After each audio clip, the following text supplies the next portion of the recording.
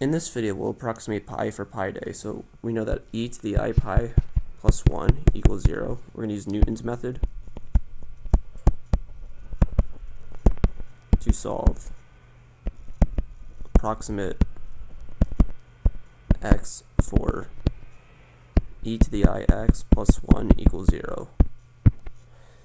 So we're going to let y equal e to the I x plus 1. So y prime is I e to the I x, taking the derivative. So y over y prime of x equals 1 over I, which is negative I, minus I times e to the minus ix. I put a parentheses around the negative, so when I take another negative, it will cancel.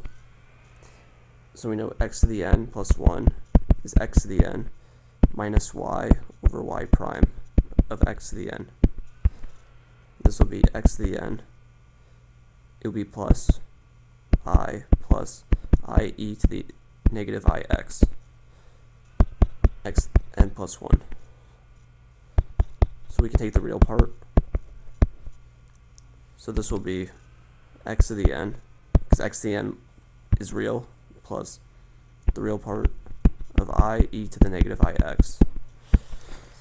So I e to the negative ix is I times cosine of negative x, which is just x, because it's even, plus sine of negative x, so that would go to the front, so it would be a negative, and then an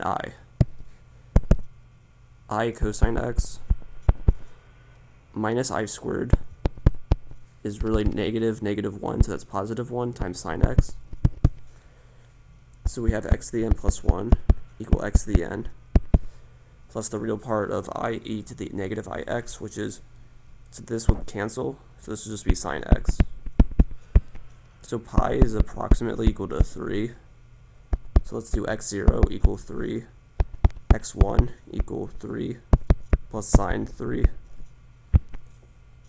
The next two will be the previous one, which is this, plus sine of 3 plus sine 3.